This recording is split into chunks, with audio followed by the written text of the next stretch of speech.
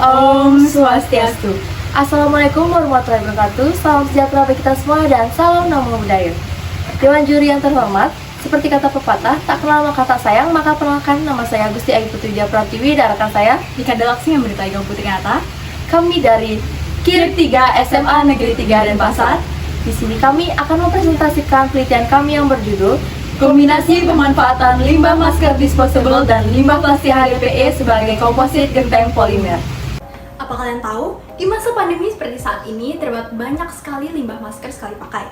Bahkan YLKI mencatat bahwa terdapat 1,5 ton limbah masker per Desember 2020. Untungnya saja, limbah masker dapat dijadikan sebagai genteng polimer karena mengandung banyak propilena. Di sekitar kita juga terdapat banyak limbah plastik HDPE yang ternyata memiliki sifat yang cocok untuk dijadikan sebagai genteng polimer. Maka dari itu, kami sebagai peneliti tertarik untuk mengkombinasikan limbah masker disposable dan limbah plastik HDPE sebagai komposit genteng polimer.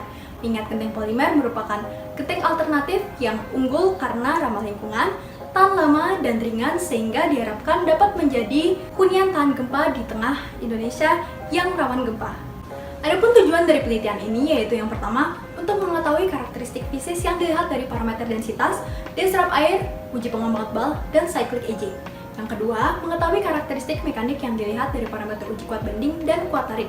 Yang ketiga, mengidentifikasi karakteristik thermal yang dilihat dari parameter uji pemanasan bertahap, titik bakar, dan juga titik nyala. Dan yang terakhir, untuk mengetahui karakteristik morfologi permukaan dari genteng polimer.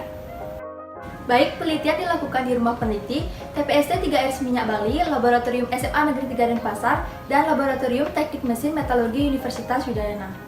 Alat-alat yang digunakan dalam penelitian ini yaitu gelas beaker, aluminium foil, dan sisanya dapat dilihat sebagai berikut.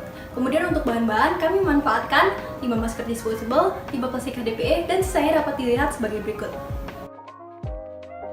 Dalam prosedur penelitian, diawali dengan pengambilan bahan baku di tempat yang telah ditentukan. Kemudian, sterilisasi dengan menggunakan sabun antiseptik serta disinfektan, dan pengeringan limbah masker disposable. Pemotongan dan penghalusan limbah masker disposable dilakukan dengan menggunakan blender, sedangkan pencacahan limbah plastik HDPE dilakukan hingga menjadi ukuran yang sangat kecil.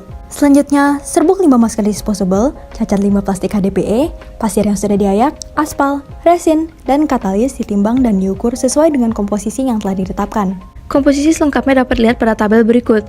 Kemudian akan dilakukan perakitan cetakan kaca berukuran 20x20 cm yang sudah diolesi oleh mold wax terlebih dahulu. Kemudian akan dilakukan pembuatan campuran pertama yaitu antara aspal dengan pasir di dalam beker gelas dengan suhu 150 derajat Celcius hingga homogen. Campuran kedua yaitu antara limbah masker disposable, limbah plastik HDPE, serta campuran pasir dan aspal pada wadah plastik. Kemudian campuran ketiga yaitu antara resin polyester dengan katalis. Tuangkan ketiga campuran tersebut pada wadah plastik dan aduk hingga merata. Hasil akhir dari campuran tersebut akan dituangkan ke dalam cetakan kaca dan akan dilakukan proses pengepresan hingga permukaan sudah rata. Campuran tersebut akan dikeringkan dalam suhu ruangan selama 3 hari. Kemudian akan dilakukan proses pemotongan dengan mesin gerinda sesuai dengan ukuran yang akan digunakan pada saat pengujian.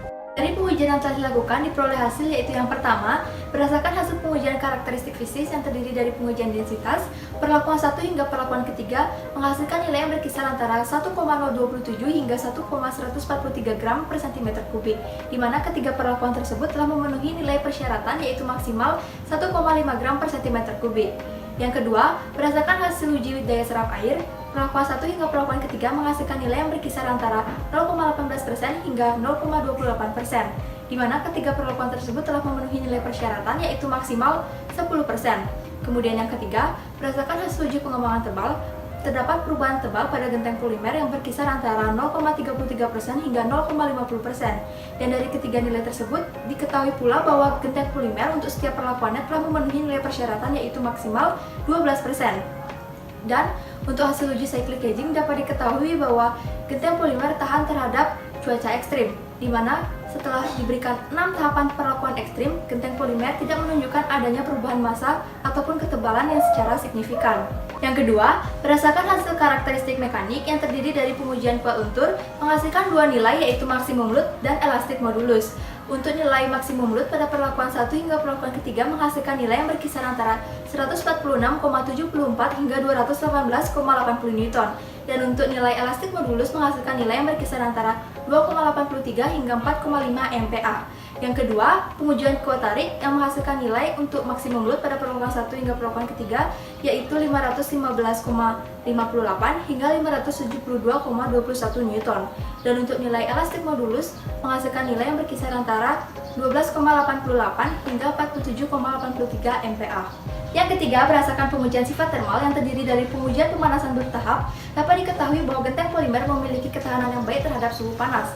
Hal ini dibuktikan dengan tidak adanya lelehan pada saat pengujian. Kemudian berdasarkan pengujian uji waktu bakar, dapat diketahui bahwa genteng polimer mampu menyala dalam waktu yang cukup singkat yaitu 7,87 detik hingga 12,17 detik dengan jarak bakar yaitu 3 cm hingga 4,3 cm. Dan yang paling terakhir adalah pengujian morfologi permukaan, di mana genteng polimer pada permukaannya memiliki lubang-lubang yang kecil. Dari hasil tersebut dapat disimpulkan bahwa yang pertama, berdasarkan karakteristik fisis yaitu hasil uji densitas, dia serap air dan pengembangan tebal, genteng polimer dari semua perlakuan telah memenuhi nilai persyaratan. Dan dari hasil uji cyclic aging, genteng polimer dinyatakan tahan terhadap kondisi ekstrim. Yang kedua, berdasarkan karakteristik mekanik yaitu hasil uji kuat luntur, nilai tertinggi dari maksimum load terdapat pada P1 dan nilai tertinggi pada elastik modulus adalah P2. Hasil uji kuat tarik menyatakan bahwa nilai tertinggi dari maksimum load adalah P1 dan nilai tertinggi elastik modulus adalah P2. Yang ketiga, berdasarkan karakteristik thermal, hasil uji pemanasan bertahap diketahui bahwa genteng polimer memiliki ketahanan panas yang baik. P1 hingga P3 mampu menyala dalam 7,87 detik hingga 12,17 detik, serta jarak nyala yaitu 3 hingga 4,3 cm dan hasil terbaik berada pada P3. Yang keempat, berdasarkan hasil analisis morfologi permukaan, terdapat lubang-lubang berukuran kecil pada permukaan. Dewan juri yang terhormat, sekian presentasi dari kami. Kami tutup dengan Paramasanti. Om Santi Santi Santi Om. Wassalamualaikum warahmatullahi wabarakatuh. Salam sejahtera bagi kita semua dan salam namo buddhaya.